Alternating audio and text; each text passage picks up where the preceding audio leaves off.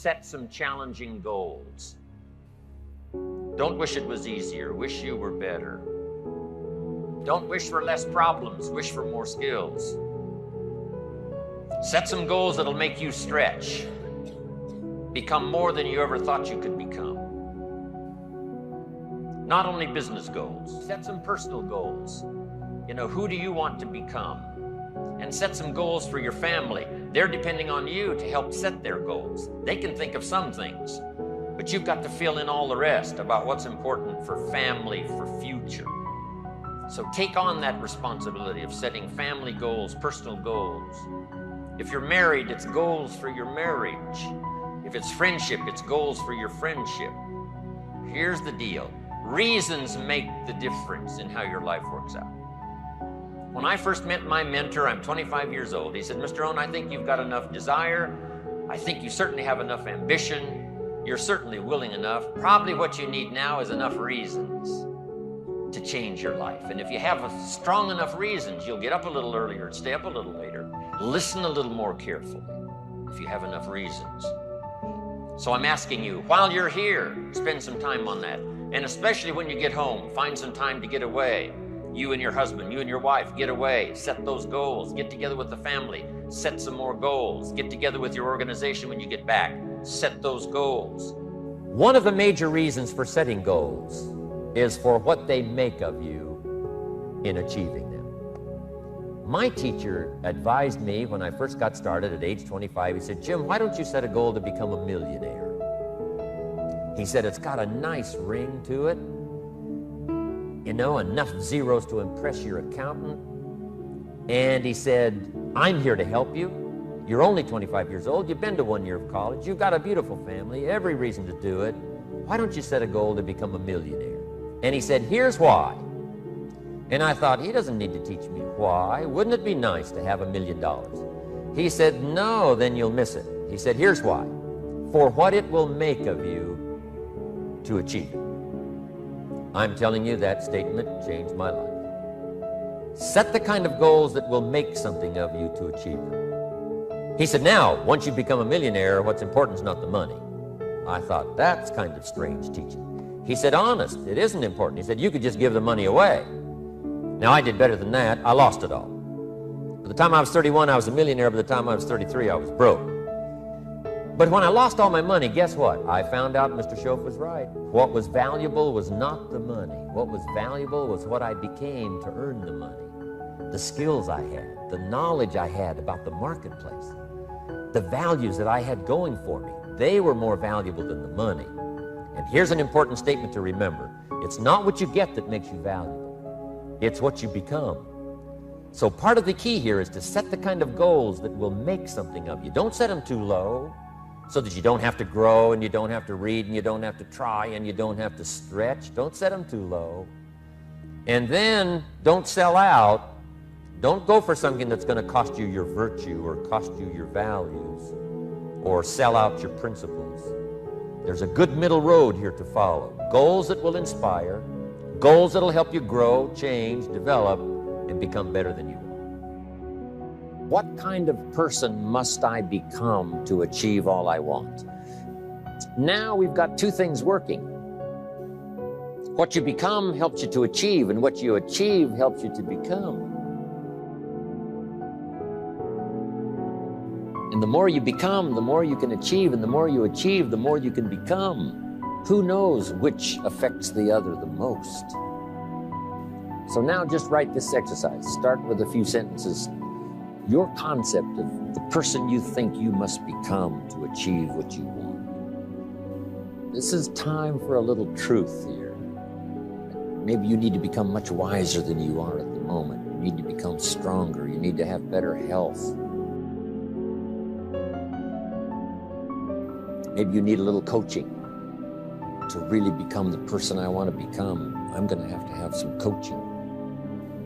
Physical coaching. Spiritual coaching, developing skills coaching. To be the influence you want to be, you got to build an incredible reputation. What kind of person must I be to attract all that I want in my life and the people that I want? and the opportunities that I want. When you knock on the door and opportunity opens, you must stand there as a very attractive person, or you may not be invited.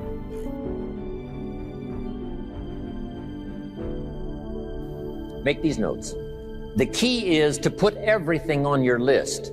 Now, the key is to take it out of your head and put it on paper. You know, you can dream about what you want, but when you start committing it to paper, now it more formalizes. Information now starts to make a composite of an idea. And ideas can turn into hotels, ideas can turn into enterprises, ideas can turn into a fabulous career. We need the information, we need the stimulation. Now, jot this down. It's very important, if something's not that important to you, to take it off your list. You don't have to accomplish this whole list. But if you had 100 items on your list and you accomplished 80, who cares about the other 20? If you got the biggest share of what you went for, wouldn't that be enough? And the answer is probably yes, it'd be overwhelming. Okay. So you can rearrange this list, you can change it, you can tear it up and start over. You can say, oh, you know, last year I thought this was so important. That's not important to me anymore. The things I've learned in the last 12 months, I've changed my whole goal list. I thought this was so it. Now here's the next note. There's two great words of antiquity everybody should learn. Here they are, one's positive and one's negative. Here's the positive word from antiquity, behold. That's the positive word. Behold the possibilities, behold the opportunity, behold the future and give it design. Behold and look at the chances you've got. Behold, spring has come. Behold, the day has arrived. And the sun is shining and the shadows are fleeing away. Behold, the next person you can meet might be your friend for life. Behold, the next person might be a colleague forever. Behold, that's the positive word, behold. Now, here's the negative word, beware. Now I want to give you a sentence to jot down that's very valuable. Here's what it is. Beware of what you become in pursuit of what you want. Beware. All of our lives, we have to deal with behold and beware. When a kid goes to school, it's behold the opportunity and beware the dangers. Behold and beware. So beware of what you become, pursuing what you want.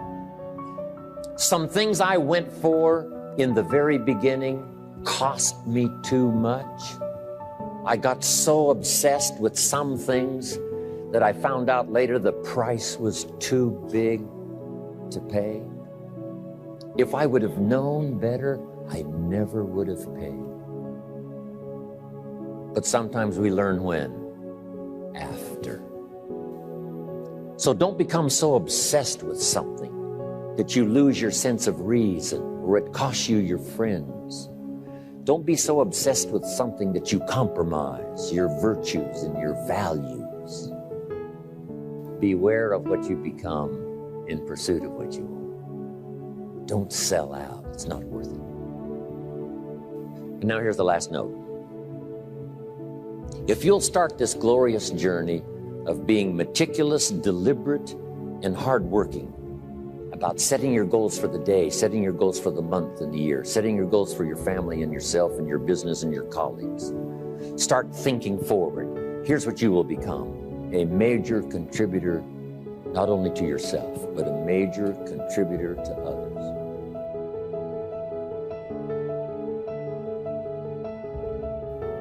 That's exactly what you want. Now here's what's called the self-knowledge acid test. Quickly, without thinking too much about it, quickly list your 3 most important long-term work-related goals. Achievements that you want to make. Achievements that will take a while to get. Write them down. Again, without thinking too much about it, quickly list your 3 most important personal and spiritual goals. Things that will make a difference in your personal life. Is it going to church more often than holidays? Grasping all you can from the Sunday sermon? Is it spending more quality time with your kids? Is it turning the TV off during the dinner hour and actually talking about the important things in life with your family? Is it making more dates with your spouse? Is it planning a much-needed family vacation? What is it? What are the important goals in your personal and spiritual life? Is one of them making a conscious effort to exercise more, to eat better, to lose some weight, to get in shape? What are the 3 most important personal and spiritual goals that you have? Write them down. Doesn't matter what they are, just write them down.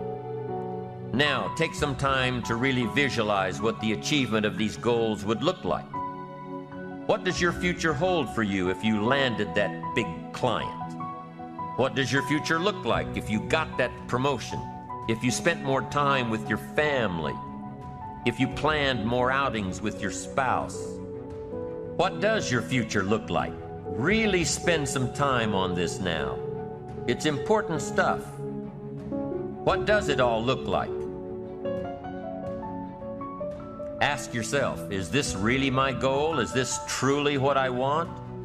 Is it a positive goal? Is it important enough to me to become what it takes to reach this goal? Is it mine? Is it worth it? Redefine what actually is important to you. Redefine how hard you'll really work to get them. Now, there are 2 parts to this goal setting and redefining process. Number 1, don't set your goals too low. An interesting thing that we teach in leadership, don't join an easy crowd. You won't grow.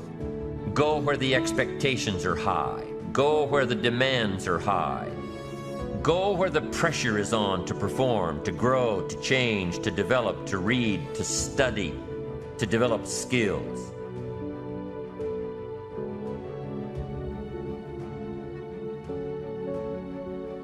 Now here's the second part on setting goals. Number 2 is don't compromise.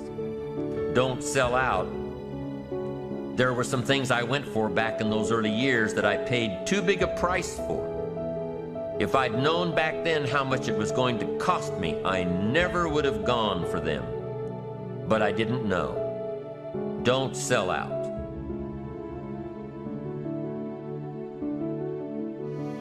Achievement means moving forward.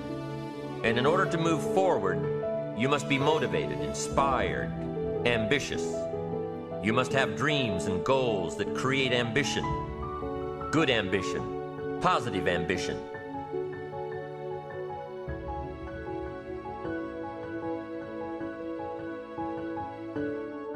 Now, ambition does not mean being greedy. It does not mean being selfish. It does not mean getting ahead at the expense of others. Ambition is not greed. Ambition is not avarice, an all-consuming desire for wealth. Ambition is not hoping you can win at the expense of others. Ambition is not greed. Ambition is an eager desire to achieve, an eager desire to get ahead in life, to do more for your family, to prosper in health, wealth, and relationships. Now, desire does not always translate into ambition. Desire is what you want for yourself. A bigger house, a better car, a fatter bank account, a better life. I desire to have these things. Ambition is how you get there. Desire is sometimes healthy. Desire is sometimes unhealthy. Desire might say, I want the tallest building in town. The destructive side of desire might urge you to tear all of the other buildings down. I guess that's one way to do it. You might get away with tearing down the first one and maybe the second one. But in your desire to tear them all down, sooner or later, some guy is going to be standing out in front of his building saying, I'm on to you. Get out of here. And pretty soon you're no longer known as a builder. You're known as a destroyer. Now, the second way to have the tallest building in town is to see it, dream it, and plan it, and put your team on it, work on it. Go through all of the steps to get there. Do it right. Have the ambition to be the owner of the tallest building in town, and go through all of the right steps to get there. If you really want it and have the skills to do it and the patience to weather all of the storms, your ambition will lead you there. Having the ambition to do what it takes to get you where you want to go is good. Ambition is creative and constructive. Ambition is an expression. It's something inside of you want to express in a positive way. I'm sure you have dreams of accomplishing great things. Are you ambitious enough to realize these dreams? Are your dreams strong enough to pull you toward your future? Are they vivid enough to see the end result now? Are they worthy of doing until you get there? What are your reasons for creating these dreams? Reasons vary from person to person. The list of reasons. Why is it so important to achieve these dreams? What are you trying to express? These reasons for accomplishing great things are different for everybody. There are personal reasons, sometimes uniquely personal reasons. Some people do well for the recognition. Some people do well because of the way it makes them feel. They love the feeling of being a winner, and that is one of the best reasons. Once in a while I hear someone say, if I had $1 million, I'd never work another day in my life. Hey, that's probably why the good Lord sees to it that he doesn't get his million, because he would just quit. Family is another reason, a motivator for doing well. Some people do extremely well because of other people. And that's a powerful reason. Sometimes we will do something for someone else that we would not do for ourselves. How fortunate are the people who find themselves greatly affected by someone else? It's powerful. What has you getting up early, hitting it hard all day, and staying up late? What has you inspired? What are your reasons for doing well? What's at the core of your quest? Set a goal that will make you stretch for what it will make of you to achieve it. What a brand new reason for setting goals. What an all-encompassing challenge to have a better vision of the future, to see what it will make of you to achieve it. And here's why. The greatest value in life is not what you get. The greatest value in life is what you become. The major question to ask on the job is not, what am I getting here? The major question to ask is, what am I becoming here? It's not what you get that makes you valuable. It's what you become that makes you valuable. Set the kind of goals that will make something of you to achieve them. Okay, let's do the workshop now in setting goals, developing a good plan for the next 10 years especially, some of the things you want to accomplish. Let our dreams pull us through, our objectives sustain us, get us up early, keep us up late, all right, drive us to do the disciplines, read the books, take the classes, study, whatever's necessary. If the dreams are strong enough and the purpose is strong enough, we will pay the price. And I'm going to give you the question first and then give you time to work the exercise. What 5 things have you already accomplished that you're proud of? Let's take some credit before we go to work on the future. We've accomplished some things in the past. Let's give ourselves credit for that. So I want you to make a note of that question, and then I want you to do the exercise. Make a list of 5 things that you can think of that you've already accomplished that you're proud of. I graduated 3rd in my high school class. I was really proud of that. It took a lot of hard work. Now, if there's only 3, it's not that great. Sometimes even for kids, you have to do a little coaching. You know, sports or school or whatever. Did you win a blue ribbon? Did you come in first? So this is part of this format's to do a little coaching to help people, you know, get through these exercises. Okay, 5 things you've already accomplished that you're proud of. Okay, now here's the next exercise, and this is going to take some time. What do you want in the next 10 years? I want you to make a list of at least 50 items. Now, this is not what you think you can get. This is what you want. If everything fell into place and you could have anything you wanted in the next 10 years, what would that list be? Not something you think you can earn, not something you think you can buy, not something you think you can, finally be so successful you can get. This is what would really do it for you the next 10 years. I want you to make this list. And here's the deal now. I want you to put each item one under the other, not side by side, but one under the other. And make as long a list as you possibly can in the time I'm going to give you. One underneath the other, because we're going to do some things with this list when you finish. Okay? Just start writing now, as fast as you can. Abbreviate where you can, make a longer list. If something's private, put it in code so nobody can figure it out if they got a hold of this list. One underneath the other, as fast as you can write. Just let your dreams, run free here. Not what you think you can get, but what you want. If everything fell into place and you could have whatever you wanted the next 10 years, what would that be? Little things, major things, insignificant things, doesn't matter. Just make the list. Places you want to visit. I've been to a lot of countries, but I got a long list of countries I haven't been to yet. Last year I checked Cyprus off my list. What countries haven't you been to that you'd like to visit the next 10 years? Cities you'd like to visit. I've never been to Venice. I've been around the world and all over Italy, and I've never been to Venice, so it's on my list. I haven't been to Egypt. It's on my list. I haven't been to Saudi Arabia. You'd think I've been everywhere, 39 years. What experiences would you like to have in the next 10 years? Parachute out of an airplane? Star in a movie? Play in a rock and roll band? Win a gold medal in the Olympics? Start a new family? Learn to play a musical instrument? What do you want for your children? That's a whole list in itself. Education, places you want to take them. My parents traveled. So valuable for me. I missed 21 weeks of high school. My junior and senior year combined, 21 weeks I missed. Still graduated third because my parents took me. My parents took me everywhere.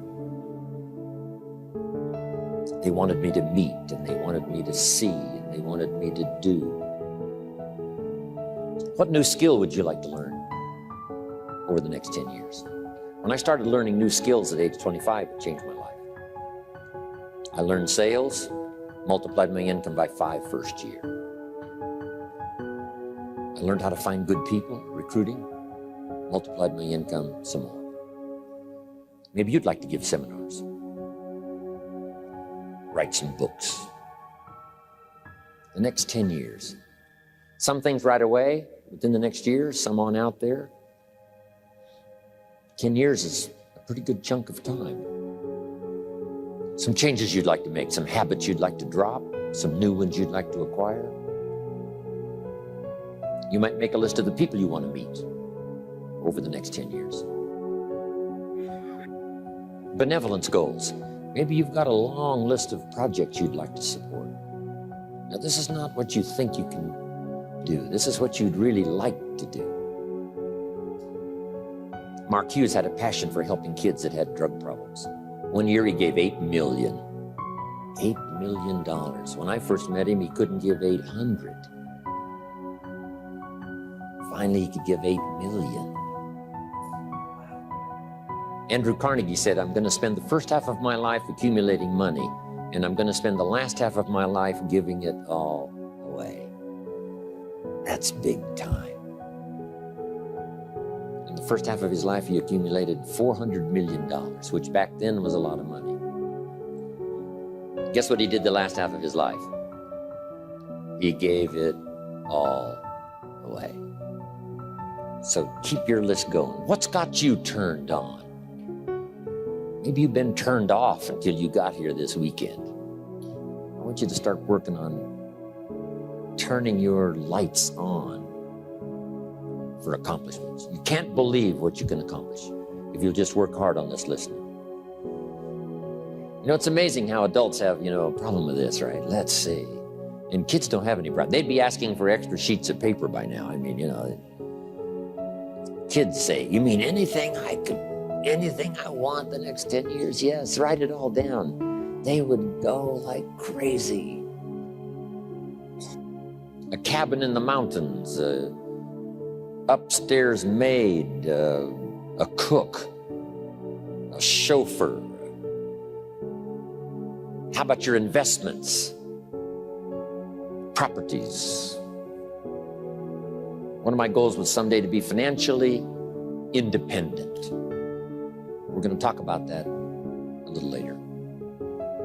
My father convinced me years and years ago that someday I should be debt-free. Owe no one anything. My mother and father practiced that. When I inherited the estate, all the lands and the house and the buildings and the things and the cars and everything, guess how much was owing when I inherited it all? 0. Not 1 penny. Everything free. It is a glorious feeling for no one to have a claim on anything you got. Maybe you want to be in the top 10 in wealth, the top 10 or the top 20. I mean, whatever. Maybe you're working on a new invention. Congratulations. Someday, who knows? Make a list of your health goals.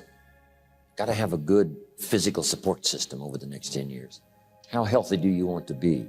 Eliminate some illnesses, eliminate some weaknesses. Get strong for competition in the 21st century. One of my goals was to have a residence in each season, for each season. Finally, check that off my list. So I could spend winter here and summer here, autumn here and spring here. Residence for each season. An apartment in Manhattan. A ranch in Brazil. What would really do it for you the next 10 years? Some goals for your career, your business, some productivity goals.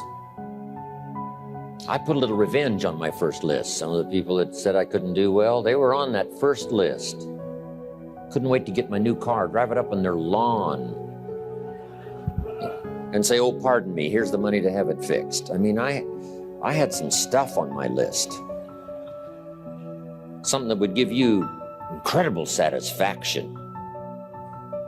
Old Testament, God says, vengeance is mine, all mine. No wonder he wants it all. It feels so good.